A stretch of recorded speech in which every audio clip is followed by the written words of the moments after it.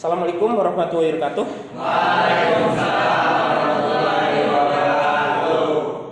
Terima kasih sudah hadir di sini pertemuan perkuliahan kita. Kita membahas tentang hujan. Kemarin kita sudah membahas tentang beberapa tipe curah hujan. Apa sih yang dimaksud dengan tipe curah hujan? Mungkin masih ingat, ya kan? Nah, curah hujan ini yang bisa dikatakan sebagai siklus, ya kan? Tentang atmosfernya, yaitu tentang air permukaan. Kategorinya di sini yang bisa dikatakan penyerapan air permukaan dari dengan panas yang begitu sekat, ya, yang begitu besar, kategorinya akan menjadi suatu gumpalan yang begitu berupa awan yang akan menjadi curah hujan. Nah, hujan itu ada beberapa tipe, bukan hujan karena air saja, yaitu bisa dikatakan berbentuk kabut, itu juga hujan. Mungkin kalian sudah merasakan ya, hari atau wilayah yang daerah pegunungan, daerah perbukitan merasakan adanya kabut yang begitu tebal, apakah tidak begitu tebal, itu dikatakan hujan, kategorinya di situ. Atau bisa dikatakan kalau pagi hari adanya embun, itu kategorinya hujan juga kategorinya. Bukan begitu derasnya air yang turun dari atas ke daratan saja, bukan di situ kategorinya. Nah, di sini yang bisa dikatakan hujan yang ada di Indonesia bisa dikatakan yaitu ada daerah tropis.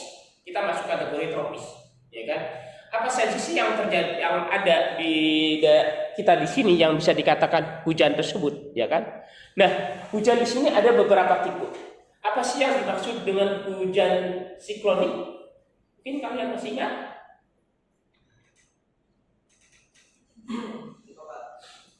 Oke, siapa yang paham? Hujan siklonik, orografik, dan hujan konvektif. Mungkin saya buka saja di sini. Apa itu yang dimaksud dengan hujan konvektif?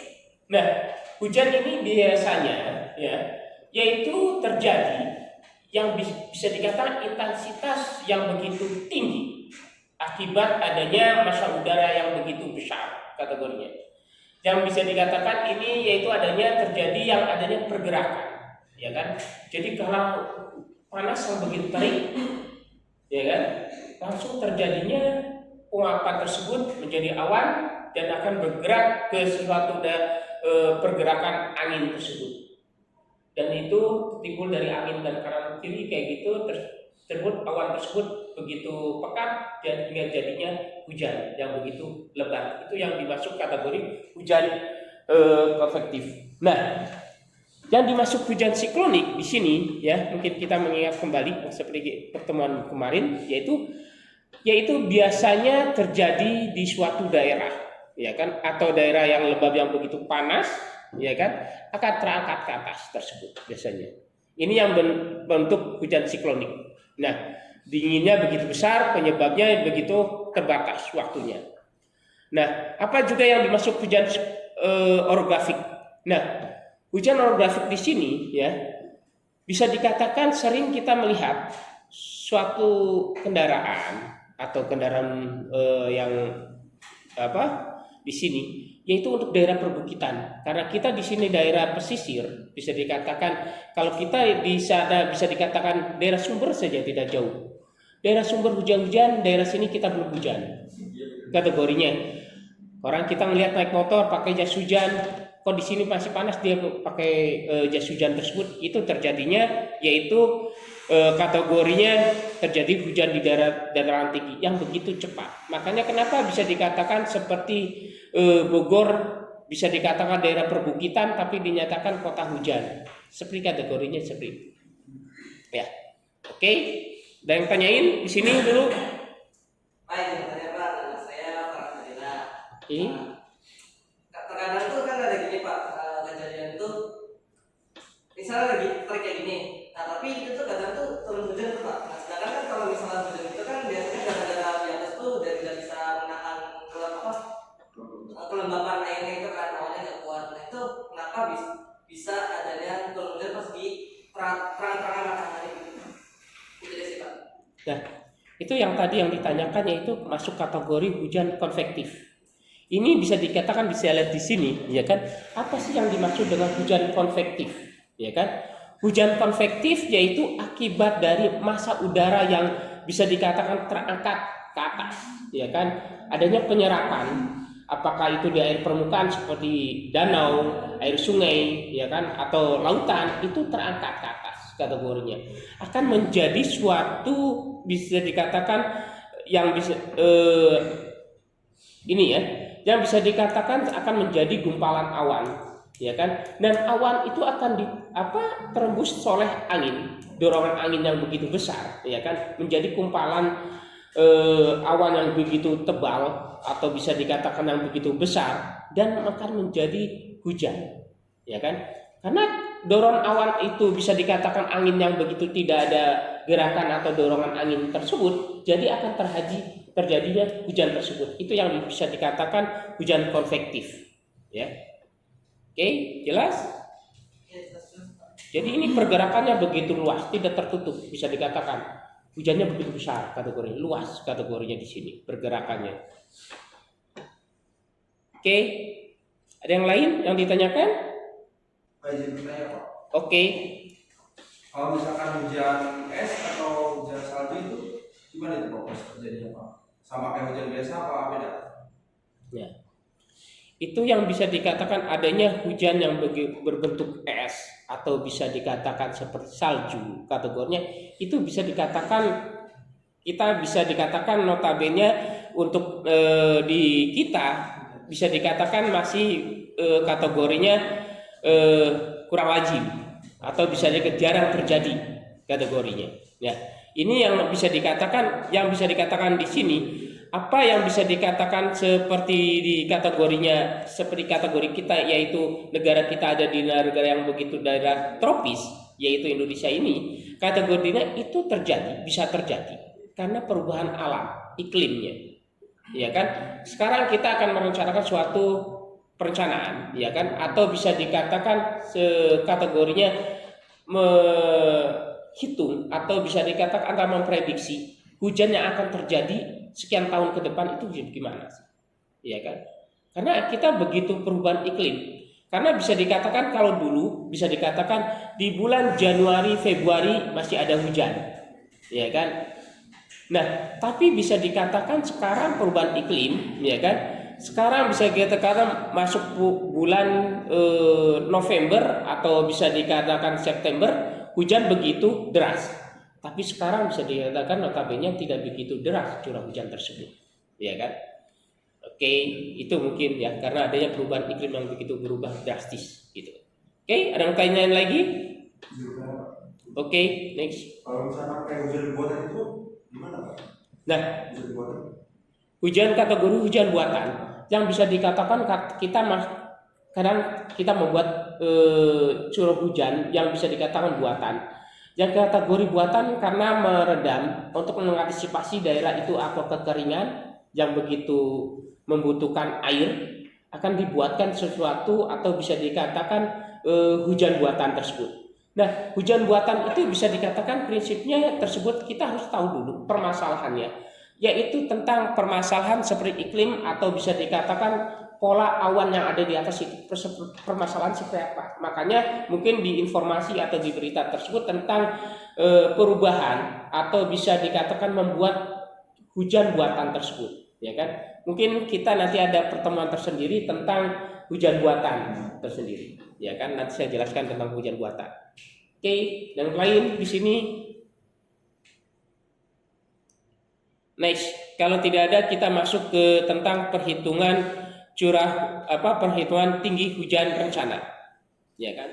Kita di sini menggunakan hujan rencana dengan metode salah satunya yaitu metode Gumbel. Ada 3 metode yang yaitu kita akan membahas di sini metode Gumbel, ya kan? Nah, untuk menghitung suatu analisis atau menghitung suatu perencanaan, ya kan? Kita akan menghitung seberapa besar sih curah hujan yang akan datang. Apakah curah hujan 2 tahunan, 5 tahunan, 10 tahunan, atau bisa dikatakan jangka panjang 50 tahun atau 100 tahun kategorinya.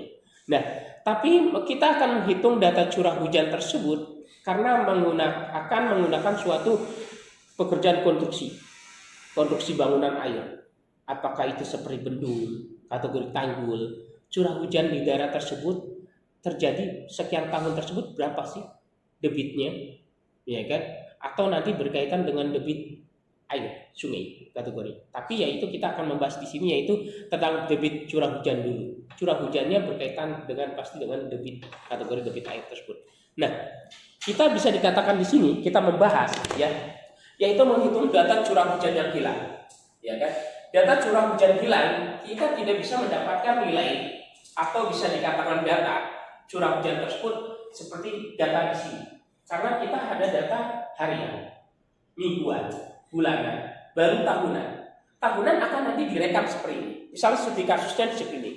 Tahun 2001 sampai tahun 2010 di stasiun curah hujan A, ya kan? Stasiun curah hujan A tersebut ada berapa dapatnya? Ya kan? Misalnya di sini ada peta gas, ya kan? Kategorinya stasiun A, B, C, gitu kan kategorinya. Stasiun A ini luasannya berapa? Ya kan? Data curah hujannya misalnya dapat di 2001, ya kan? Januari dapat berapa? Ternyata di bulan Februari tidak dapat karena ada kerusakan alat atau bisa dikatakan tidak tercatat sama petugas penjaga stasiun curah hujan tersebut. Nah, data stasiun curah hujan ini tidak ada, tidak bisa dikatakan kosong saja, tidak ada, tidak bisa. Oh, nggak ada tercatat, ya udah hilang begitu saja. Tapi harus dicari nilai R tersebut yang hilang kategorinya. Jadi kita harus mencari stasiun terjarak. Misalnya stasiun A hilang, kita harus mencari data stasiun B, stasiun C, kategorinya di situ. Kenapa bisa harus mencari tersebut kategorinya? Ya kan? Karena berkaitan sama data curah hujan yang akan kita sampaikan tersebut. Yang misalnya bulan Februari, bulan Mei di tahun 2004, di November di 2006 2007 hilang. Kita akan menghilang, ya kan? Ternyata di bulan Februari yaitu di 2001 stasiun B tercatat 33. Dan di bulan Mei tercatat yaitu di 2004 yaitu 35, dan November juga tercatat di 2007 yaitu kategorinya misalnya November itu 42. Nanti kita hitung lagi, cek lagi stasiun C-nya berapa, kategorinya di sini, ya kan? Stasiun C-nya misalnya Februari 30, ya kan? Jadi kita nanti akan menghitung, ya kan?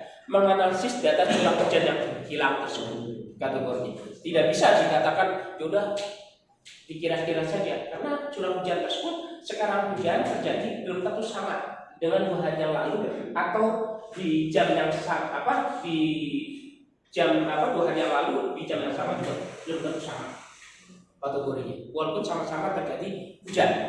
Nah, di sini kita akan menghitung, yaitu akan mencari kata dari penghitungan menggunakan rumus yaitu R di sini curah hujan stasiun yang akan dicari nilai R-nya, ya kan? Curah hujan stasiun nilai A dan B dan C tersebut, ya kan?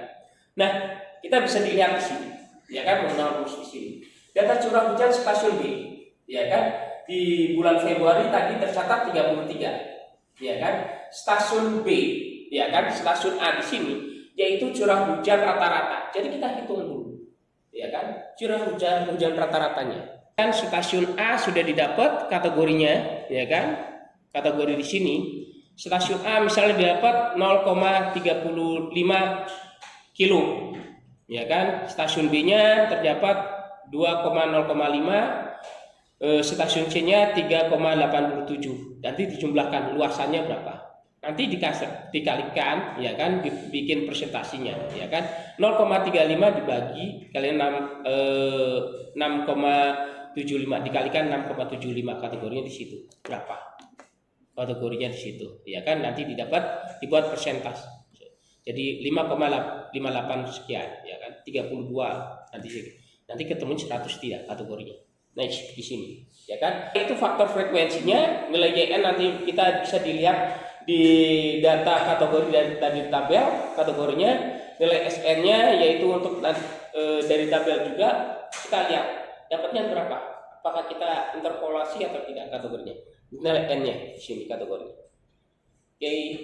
Nah, Ini N-nya karena kita tadi menggunakan 10 tahun, nilai YN-nya karena N-nya itu 10 tahun, mencari nilai YN. Di sini kategorinya. Nilai YN. Nah, karena datanya 10 tahun, kategori YN-nya dibuat berapa? Ketemunya berapa? 0, kategorinya di sini 0,9496, oke, itu kategorinya. Nanti menghitung dari di situ. Untuk nilai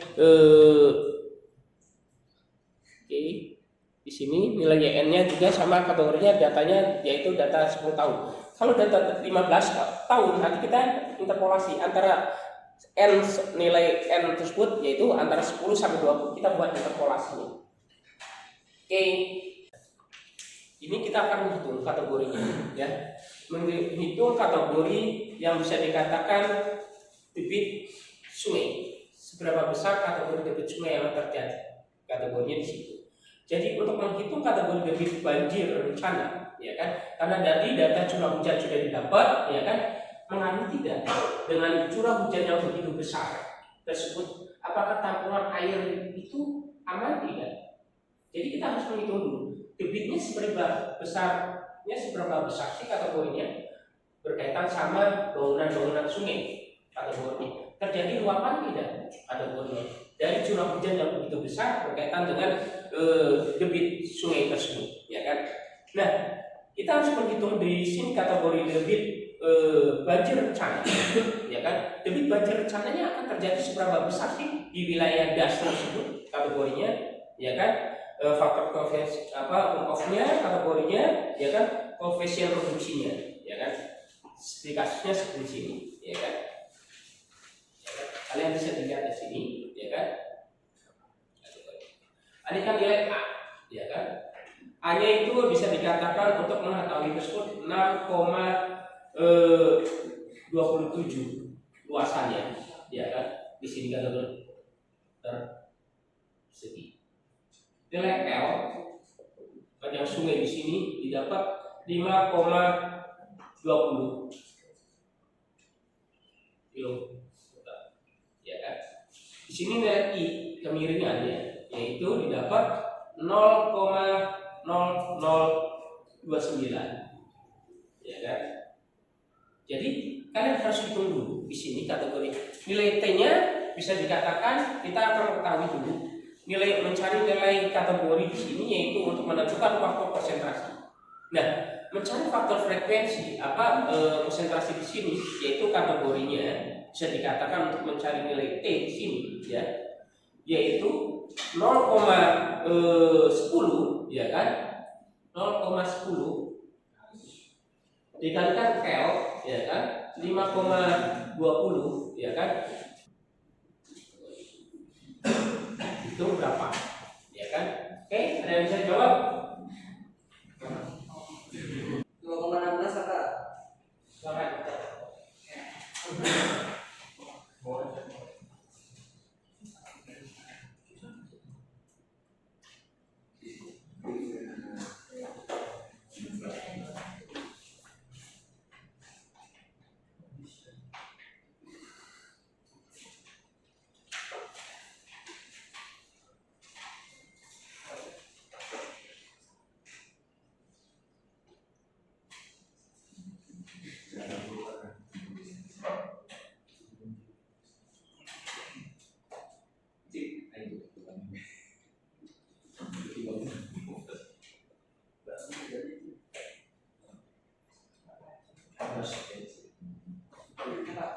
Oke, next selanjutnya menghitung koefisien turn off-nya. Oke, untuk koefisien turn off mudah kan? Seperti ini kategorinya. Oke, menghitung nilai koefisien turn off-nya dengan H, tinggal masukkan saja data nilai A-nya saja kategorinya, ya kan? Untuk mencari nilai turn off-nya tersebut. Datanya ada, nilai T-nya, ya kan, didapat 2,16, ya kan? T dikalikan 0,16. Oke, siapa yang maju?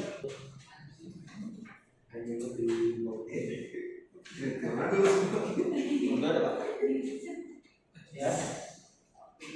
Untuk nilai koefisien reduksinya, nilai betanya, ya kan? Koefisien reduksinya nilai A-nya, kategori nilai A sudah dapat 6,27. Waktunya dapat yaitu 2,16.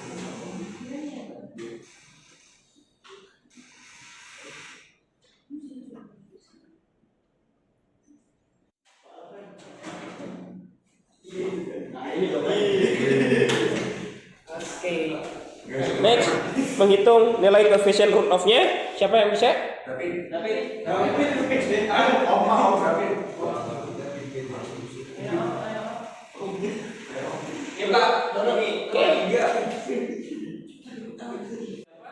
Luasannya 6,27, ya kan? Ya. Kategori sini X di sini yaitu 1 plus 0,12, ya kan? Dikalikan 0,70, ya kan?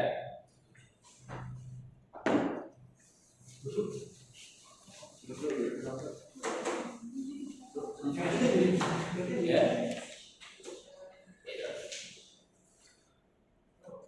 Plus 0,012, ya, dikalikan nilai A nya sudah dapat 6,27, ya kan? 6,27, ya kan? Pangkat 0,70, ya kan? Dibagi, ya kan? Itu plus 0,075 dikali 6,27 pangkat 0,70, ya. Berapa hasilnya? Ada yang kalkulator? Hitung. Berapa? 0,8216. 0,8216.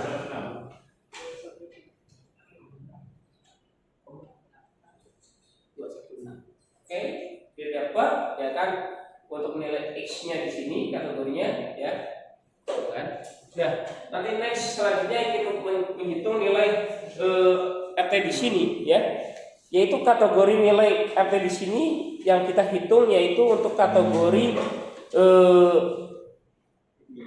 periode ulang tahun ulangnya, ya kan? Yaitu nilai kategori di sini kategorinya, ya, yaitu T, ya kan? T-nya didapat kategorinya dapat berapa tadi? Kategorinya untuk nilai T-nya 2,16, ya kan? 2,16, ya kan? Dikali nilai RT-nya dapat kategori RT-nya berapa tadi di situ? Ya, mencari periode ulang tahun ulangnya, ya kan? Mencari ulang tahunnya, ya kan? Dikali T, ya kan? 2,16 dikali nilai T-nya plus 1 kategorinya. Dapat berapa? 0,68.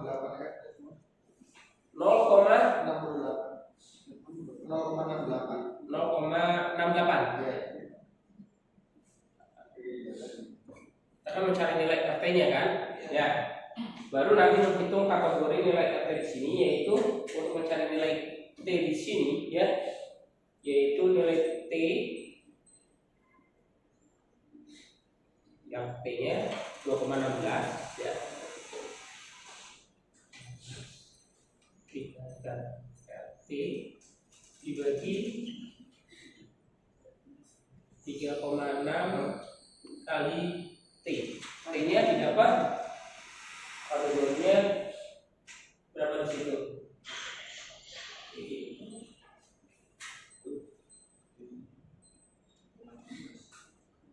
16 berapa?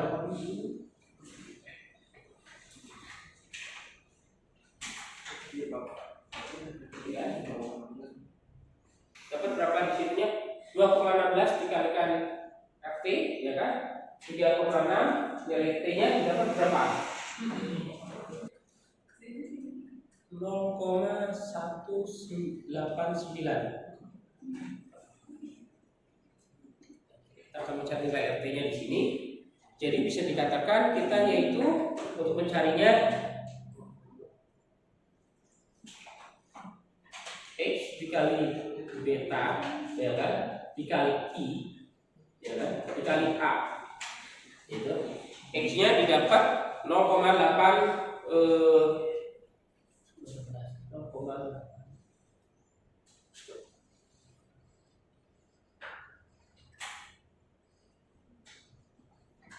dikali betanya dapat kategorinya 0,97 kali Q, dia didapat 0,189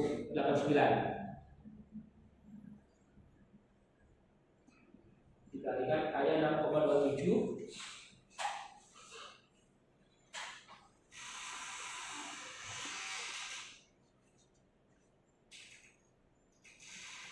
Jadi didapat 0,944 dan nilai RT. Nah, angkanya berapa bisa dikatakan untuk mencari nilai RT di sini, ya kan? Nah, nilai RT tersebut bisa dikatakan periode ulang tahunannya. Dikatakan berapa? 1,24 didapat kategori di sini, ya. Nilainya misalnya tadi kita hitung data curah hujan rata-ratanya.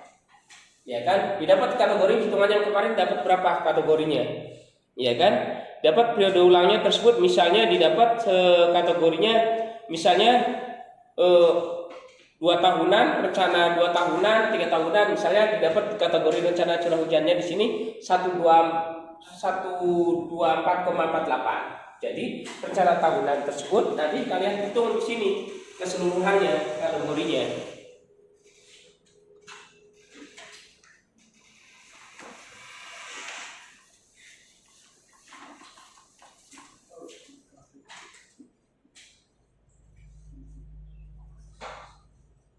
Hitung debitnya, ya kan? Untuk menghitung debit 2 tahunan bisa dikatakan 0,944, ya kan?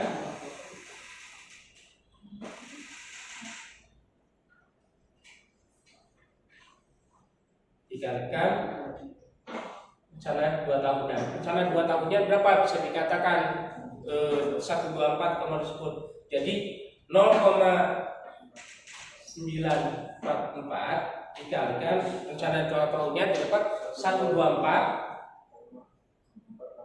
Oke.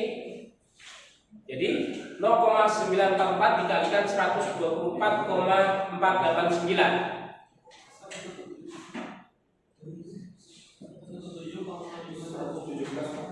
Berapa?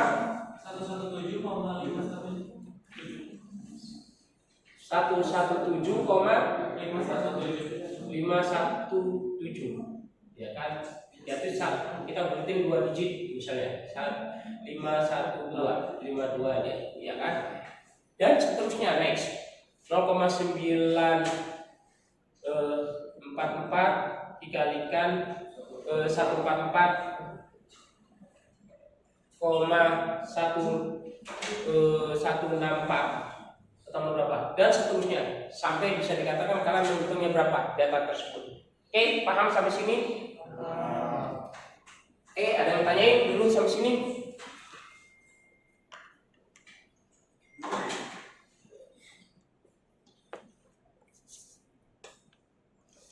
Oke, kalau tidak ada pertanyaan, perkuliahan kita hari ini sampai di sini, yaitu sampai menghitung debit rencana kategorinya, ya, menghitung debit rencana di sini, ya kan?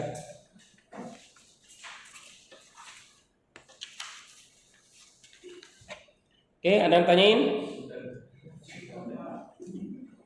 Oke, kalau tidak ada pertanyaan lagi saya tutup. Terima kasih. Assalamualaikum warahmatullahi wabarakatuh.